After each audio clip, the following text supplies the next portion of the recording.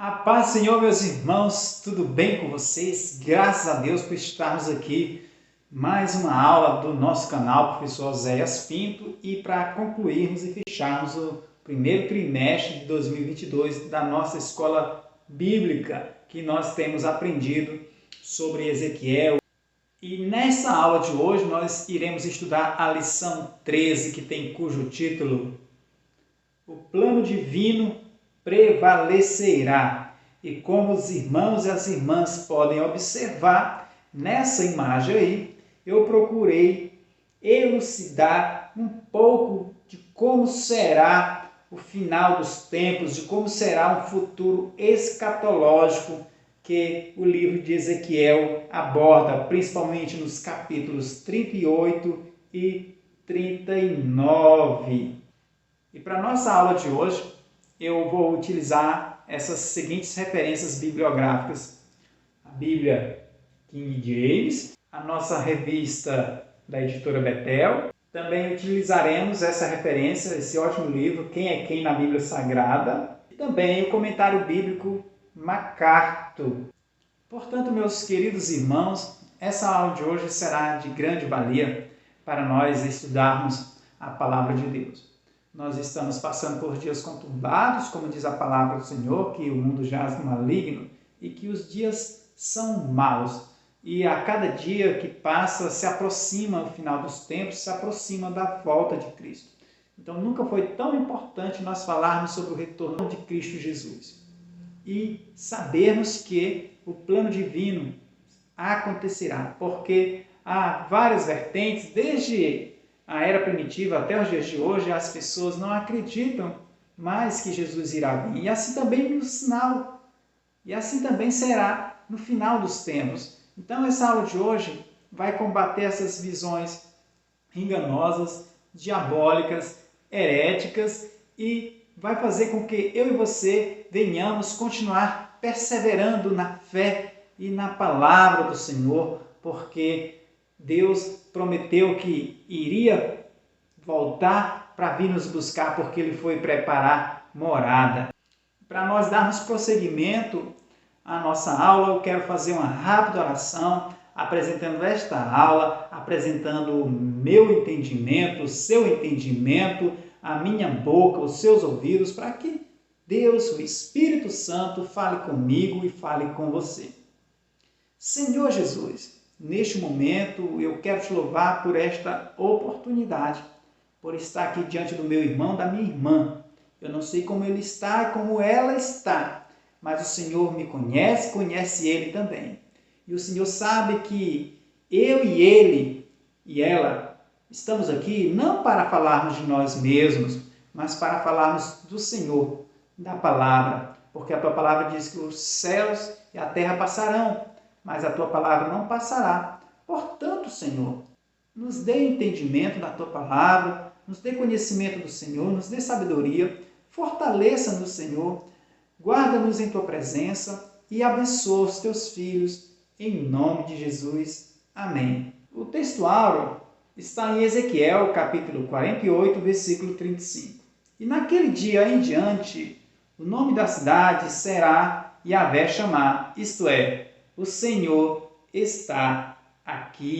Essa aula de hoje tem 3 objetivos para serem cumpridos. Primeiro, mostrar as tentativas de destruir o povo de Deus. Segundo, ressaltar acerca do plano divino e a escatologia. E terceiro, ensinar sobre a cidade, o Senhor está ali. É interessante nós fazermos esta seguinte observação. A próxima revista do próximo trimestre falará sobre o Apocalipse. Desde já eu te convido a estar aqui conosco, aprendendo juntos da palavra do Senhor. Uma revista que vai ser tão importante para nós nos atentarmos para a vinda de Cristo, para nós cada dia mais lavarmos nossas vestes no sangue do Cordeiro. Então eu convido desde já você para que possamos estar juntos aprendendo. Lembre de mim nas vossas orações, também tenho apresentado você em oração a Deus. E também convide os irmãos, as irmãs, compartilhe o nosso vídeo, se inscreva no canal, acione os sininhos, Deixe seu joinha aí, não para mim, meus irmãos, mas quanto mais vocês comentarem, deixar seus joinhas aí, mais irmãos e irmãs, mais outros professores e professoras poderão ser abençoados pela palavra de Deus. Tópico 1. Tentativas de destruir o povo de Deus. Profecia contra Gog. É interessante falarmos mais uma vez. O plano divino de Deus prevalecerá, acontecerá. Mas o diabo, ele sempre procurou destruir a igreja. Ele sempre procurou frustrar os planos de Deus. Ele sempre procurou acabar com os projetos do Senhor. Começou lá em Gênesis, fazendo com que Adão e Eva pecassem, e o pecado faz separação de nós e Deus. E por isso que Deus tirou eles do jardim. Mas, mesmo lá no Gênesis, Deus já tinha um projeto, Deus já tinha um propósito, porque Ele é onisciente. E Ele afirmou e profetizou que da semente da mulher nasceria um homem que seria o Cordeiro de Deus, que salvaria toda a humanidade. Por isso que ele fala em João 3,16, porque Deus amou o mundo de uma tal maneira que deu seu Filho unigênito, para que todo aquele que nele crê não pereça, mas tenha a vida eterna. Então, as palavras do Senhor, elas acontecerão. Pode passar os céus e a terra, pode passar os séculos, mas a palavra de Deus acontecerá. Então, nós temos que ter essa certeza, porque o diabo ele vem atuando cada dia mais na nossa mente para que a gente venha duvidar. Porque sem fé é impossível agradar a Deus. Ezequiel 38, do versículo 11 ao 22, fala sobre a tentativa de Satanás, com seus asseclas, destruir o plano divino, destruir o povo de Deus. E é importante destacar que o livro de Ezequiel fala sobre a profecia dos tempos vindouros, final dos tempos, especialmente no que diz respeito ao povo de Israel. Mas também essa aula e essas profecias também estão relacionadas também ao povo de Deus que acredita em Jesus Cristo, ou seja, a igreja. Versículo 11. Então decidirás, invadirei uma terra de povoados humildes, atacarei um povo pacífico e incauto, que nada suspeita, onde todos moram em cidades sem muros, sem portões e nem trancas. Despojarei, saquearei e erguerei meu braço contra suas ruínas, agora reedificadas, e contra todo aquele povo que fora reunido dentre as nações, rico em gado e bens, que vive na parte central do território, chamado de umbigo da terra. Esse umbigo da terra, na verdade, tudo isso aí está falando de quem? A nação de Israel, está falando do território israelita. Pois bem, meus irmãos, o tópico 1 fala sobre a profecia contra Gog. Mas quem era esse Gog? Gog, Magog? Aí eu quero fazer uma leitura, uma citação aqui, do comentário bíblico, MacArthur, para identificar melhor para os meus irmãos, para os professores. Veja bem, Gog e Magog, nome dado ao exército de rebeldes e aos seus líderes no final do milênio, são nomes dos antigos inimigos do Senhor. Magog era o neto de Noé. Isso está onde, professor Zé? Lá em Gênesis 10, versículo 2. E fundador do reino localizado ao norte do Mar Negro e do Mar Cáspio. Gog é aparentemente o líder de um exército rebelde, conhecido coletivamente como Magog. A batalha descrita nos versículos 8 e 9 é como a de Ezequiel 38 e 39. É importante nós sabermos que essa invasão que se dará por Gog não é uma simples invasão. O capítulo 38 fala sobre a profecia da invasão, do ataque de Gog contra o povo judeu, contra a nação de Israel. Mas a palavra de Deus fala que isso é Deus puxando pelo queixo, pelo anzol, essa nação, Gog, Magog, para atacar Israel. E para que tudo isso, professor Zé? Para que no final dos tempos, todos os povos, todas as nações da terra reconheçam que só Deus é o Senhor. E no capítulo 39 de Ezequiel, você vai perceber que Deus ali vai derrotar tanto Gog quanto todas as nações dos 4 cantos da terra que se levantarão contra Israel.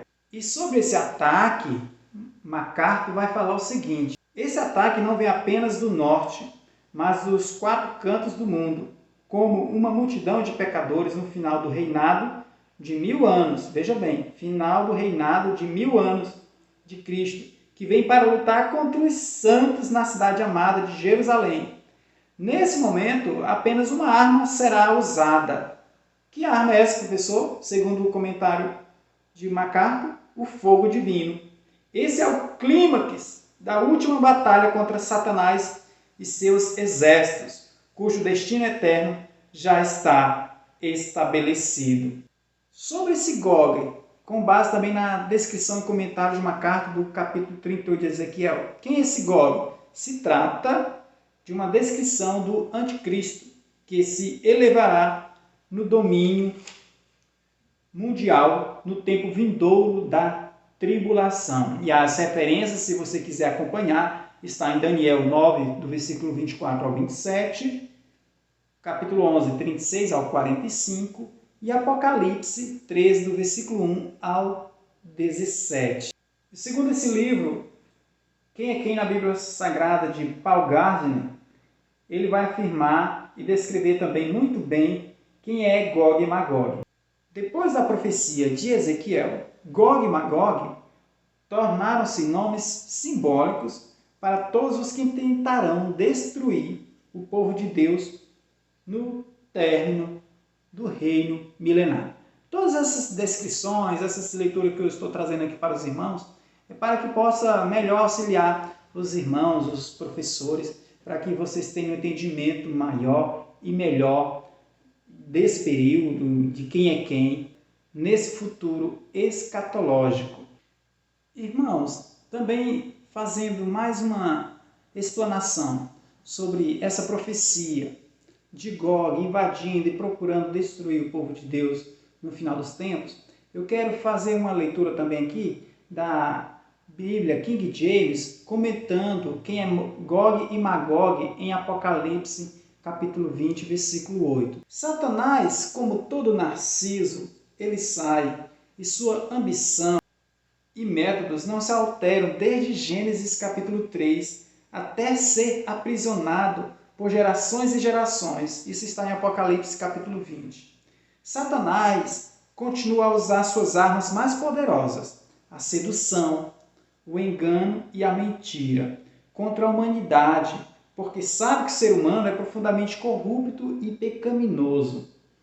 Nem mesmo todas as experiências vividas pela humanidade com Cristo e os 1000 anos da mais absolutamente prosperidade mundial evitarão que pessoas de várias nações, simbolizadas por 2 nomes enigmáticos, Gog e Magog, voltem a cair nas artimanhas do diabo para se rebelarem contra Deus. Contudo, da mesma forma como a besta, o falso profeta e a prostituta, o inimigo de Deus e da humanidade será igualmente derrotado, humilhado e atirado no lago de fogo que perpetuamente o destruirá. O diabo ainda reclamará o juízo e o castigo eterno de Deus sobre todos quantos enganou durante o milênio. Aí, meus irmãos, MacArthur ele vai comentar também o seguinte: como é que será esse processo? Como é que será essa invasão? E quando se dará? Aí veja só o que ele vai falar, comentando Ezequiel, capítulo 38, versículo 9, e também capítulo 39. Entende-se o tempo dessa invasão como o fim do período de 7 anos da futura tribulação. Isso é MacArthur comentando Ezequiel, capítulo 38, versículo 9. Ele fala que é o fim do período da tribulação, que é o período de 7 anos. Israel estará sob uma falsa paz e um acordo com o anticristo, antes que ele volte contra eles no sacrilégio, que Daniel 9, 27 fala muito bem. Essa falsa paz terminará em uma hostilidade que perdurará até se completarem 7 anos. Quando essa guerra final ocorrer, Cristo definitivamente derrotará a besta, o falso profeta e todas as forças perversas. Outra referência está em Apocalipse 19, versículo 11, a fim de estabelecer seu reino milenar.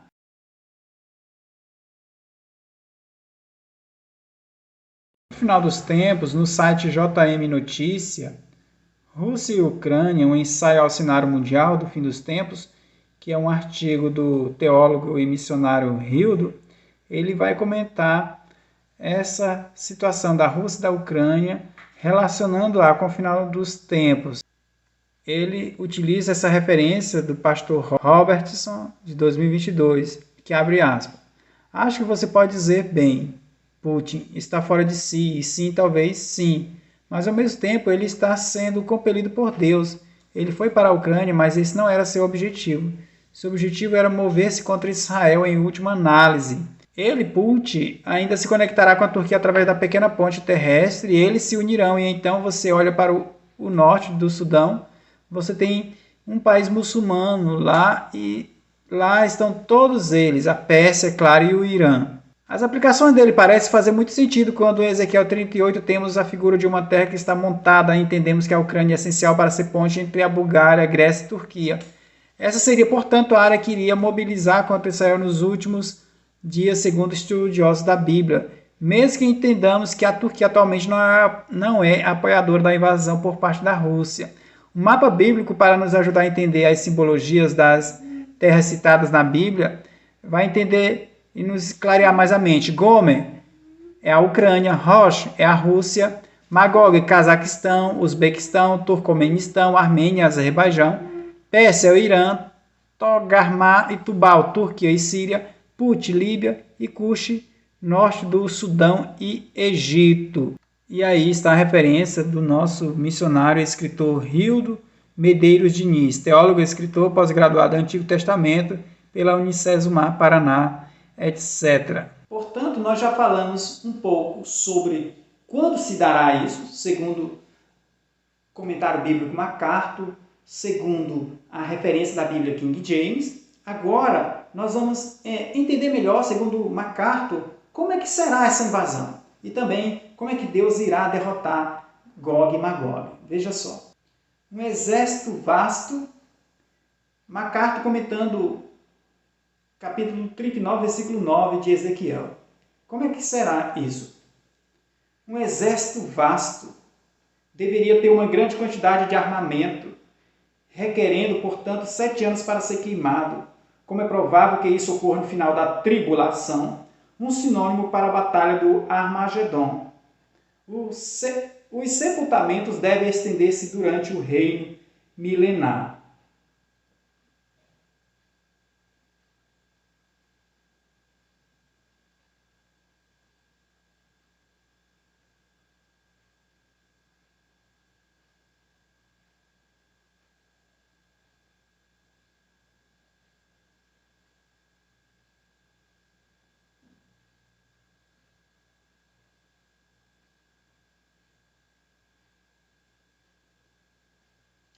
Como é que será esse processo, essa invasão de Gog e Magog contra o povo de Deus?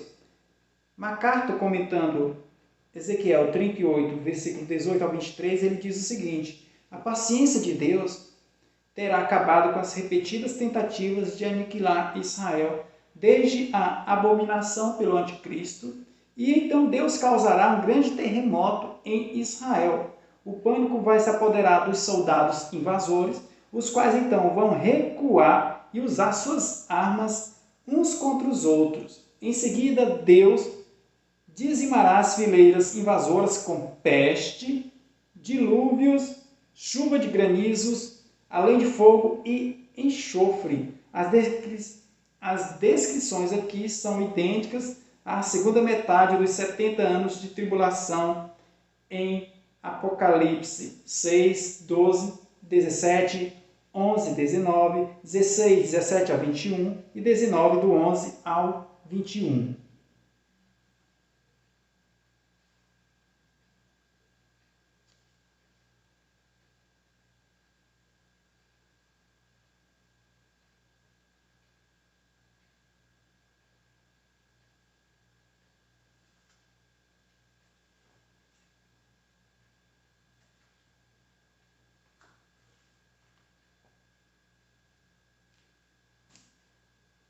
MacArthur, comentando o capítulo 39 de Ezequiel, versículo 9, o que acontecerá depois que Deus irá dizimar todos os opositores de Israel? Olha só, um exército vasto, muitos, deveria ter uma grande quantidade de armamento, requerendo, portanto, 7 anos para ser queimado. Como é provável que isso ocorra no final da tribulação, um sinônimo para a batalha do Armagedon, que consta lá em Apocalipse 16, 19, do 19 a 21. Os sepultamentos devem estender-se durante o reino milenar, por um período até de 7 anos. Portanto, meus irmãos, tudo isso vai acontecer. Para quê? Para que todas as nações, todos os povos da terra saibam que Deus é o Senhor, que todos venham reconhecer que Jesus Cristo é o Filho de Deus. E muitos povos, muitas nações irão se lamentar por não ter acreditado. Tudo isso faz parte do plano escatológico e futuro que Deus já predestinou, que Deus já idealizou na eternidade. O mais importante é que Deus enviou seu Filho Jesus para que nós possamos crer, ser batizado e nós venhamos ser salvos. Como diz lá em Marcos 16, ide por todo mundo, pregar o evangelho a toda criatura, quem crer e for batizado será salvo, mas quem não crer será condenado. Então nós estamos aqui na verdade o quê? Lendo a palavra de Deus, estudando a palavra de Deus, conhecendo a palavra de Deus, sendo alimentados pela palavra de Deus, para que possamos disseminar o evangelho, o reino de Deus para as pessoas, seja boca a boca, seja pela internet, seja por um áudio, tudo isso para quê? Para que as pessoas possam conhecer a Cristo e venham se arrepender, porque nós temos que lançar a palavra do Senhor. Agora o convencimento é por meio do Espírito Santo. Então é importante nós fazermos o nosso id e termos sempre a fé no Senhor, porque Ele é fiel para cumprir. Tópico 2. O plano divino e a escatologia. Tempos de desinteresse e descrença. A referência bíblica está em 2 Pedro, capítulo 3, versículo 3 e 4. Antes de tudo, considerai atentamente que nos últimos dias surgirão escarnecedores, anunciando suas zombarias e seguindo suas próprias paixões. Eles proclamarão: o que aconteceu com a promessa da sua vinda? Ora, desde que os antepassados morreram, tudo continua como desde o princípio da criação. Na igreja primitiva já tinha escarnecedores, já tinha zombadores, já tinha pessoas que ridicularizavam as profecias. Ah, cadê o Jesus de você que ia vir? E também no final dos tempos, como até hoje, tem pessoas que até mesmo nasceram no Evangelho, mas abandonaram a fé. Isto é mais um sinal do final dos tempos, que é o quê? O amor de muitos se esfriando, a falta de fé, a frieza espiritual. Mas não é de estranhar, porque a palavra de Deus tem que se cumprir. E isso é o cumprimento da profecia e da palavra de Deus. Agora eu quero que você preste atenção no que MacArthur irá comentar sobre esses escarnecedores no final dos tempos. Preste atenção. A igreja primitiva acreditava que Jesus voltaria em breve. Isso está em 1 Coríntios 15, 51, 1 Tessalonicenses 1, versículo 10. Esses escarnecedores empregavam argumento emocional contra essa iminência e não argumento bíblico. Seu argumento envolvia o ridículo e o desapontamento. Esse argumento contra a segunda vinda de Cristo se baseia na teoria do uniformitarianismo, que diz que todos os fenômenos naturais operam de modo uniforme desde o começo da Terra. Os falsos mestres também ensinavam que Deus está ausente dos assuntos da Terra. De fato, eles estavam ensinando que não haverá um grande evento cataclísmico de julgamento no final da história, porque não é assim que o universo funciona. Veja só, gente, não tem nenhuma base bíblica, né? MacArthur continuou comentando: nunca houve tal julgamento. Então, por que deveríamos esperar um no futuro? Em vez disso, tudo no universo é estável, segundo eles, fechado, fixo e governado por padrões e princípios de evolução nunca variados. Nada de catastrófico jamais aconteceu no passado, razão pela qual nada catastrófico jamais acontecerá no futuro. Não haverá invasão divina, tampouco julgamento sobrenatural sobre a humanidade. Que triste, né, meus irmãos? Que coisa lamentável que devemos repudiar, que devemos repreender. Todo esse pensamento de engano, todo esse pensamento da mentira e de negação da palavra de Deus. Porque Jesus mesmo afirmou: passarão os céus e a terra, mas as minhas palavras não passarão. E nós vamos ver a seguir que Jesus mesmo, Filho de Deus, o próprio Deus, profetizou o final dos tempos e da sua vinda. Então é importante nós sim perseverarmos. E nós vamos falar sobre isso aí. Então é importante nós cada dia mais comermos a palavra de Deus. Cada dia mais nós lermos a palavra de Deus, porque ela é o nosso alimento, é Deus falando conosco e também é lendo a palavra que nós teremos fé.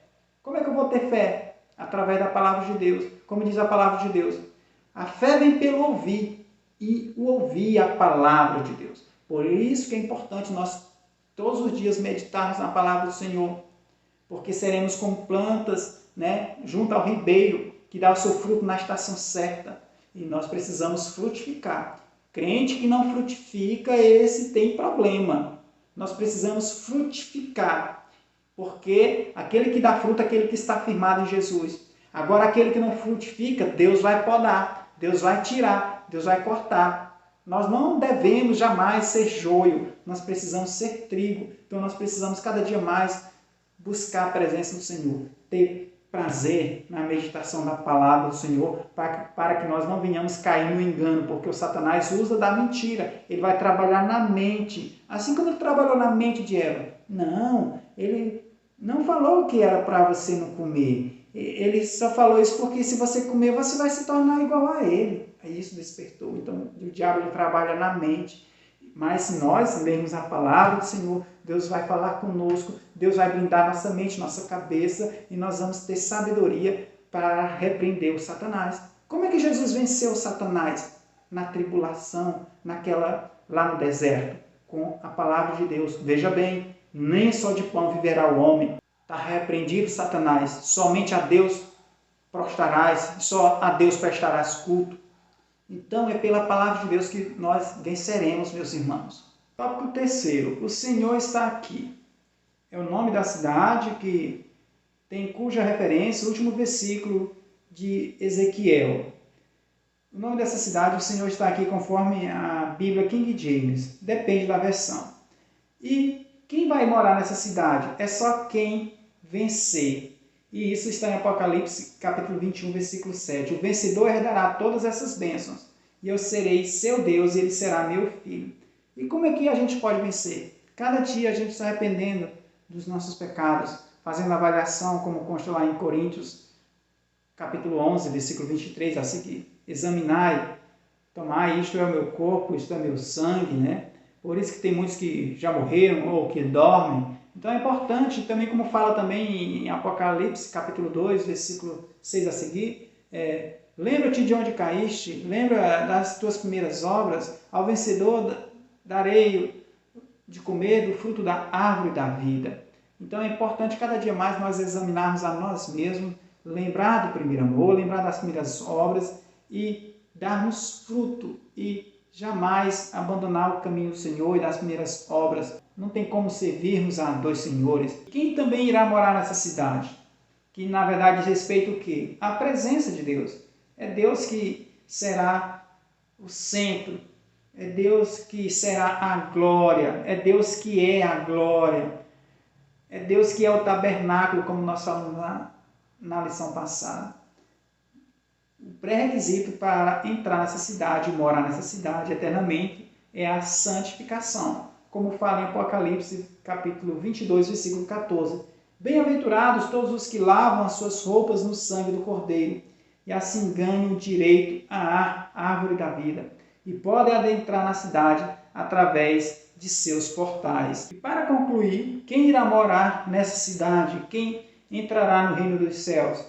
É quem viver de acordo com a palavra de Deus.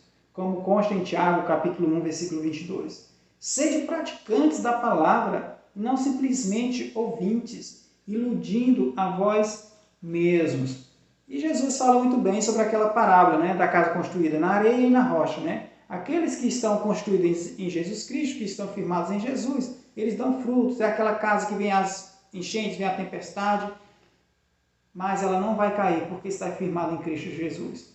Mas aqueles que estão firmados sobre a areia, vem a tempestade, vem as enchentes, e ela é destruída. Então é importante cada dia mais nós estarmos firmados em Jesus Cristo, lendo a palavra, vivendo uma vida de oração, oração mesmo com autoridade, meus irmãos, pregando a palavra, dando bom testemunho, dando exemplo de caráter de um cristão, não se corrompendo com esse mundo, não vivendo para agradar pessoas, não idolatrando pessoas.